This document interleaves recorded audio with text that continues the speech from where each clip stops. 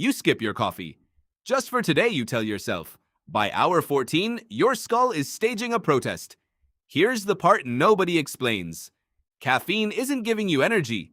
It's blocking a molecule called adenosine, the one that builds up in your brain all day and eventually makes you feel sleepy.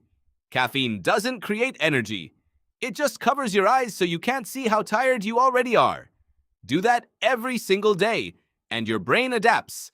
It builds more adenosine receptors to compensate for more locks, expecting more keys.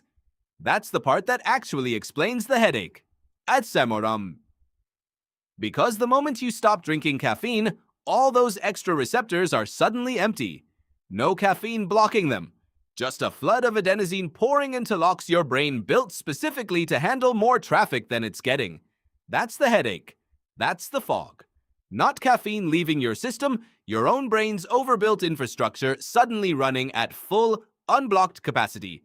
Hour 12 to 24, symptoms begin. Hour 24 to 51, they peak. This is the wall. Headache, fatigue. A mood best described as personally offended by sunlight. Days 3 through 5, the headache eases, but something sneakier lingers. Low motivation, flat mood, the sense that nothing is quite worth doing. That's not you being lazy. Caffeine also nudges dopamine release, and when it's gone, that nudge goes quiet for a while. Days 6 through 9, your receptors start normalizing. Energy returns, not caffeine energy, actual energy, the kind your body generates instead of borrows. Here's where it gets interesting. By day 30, your brain has substantially reset. Adenosine receptor density returns close to baseline.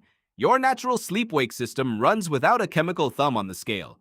And there's a real measurable payoff hiding in there. Even moderate coffee drinkers who don't think they have a sleep problem show improved deep, slow-wave sleep once caffeine is fully out of the system. The good sleep you didn't know you were missing.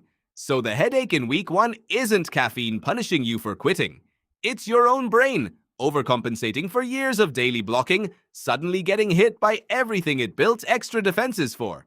Which means the fastest fix for a caffeine headache is also the most honest trap. 1 cup, and the receptors get blocked again, and the reset resets. That's not a coincidence. That's exactly how dependence works. 30 days later, most people report steadier energy, better sleep, and less anxiety, not because caffeine is evil, but because their baseline finally stopped being borrowed. Follow along, your headaches usually aren't random.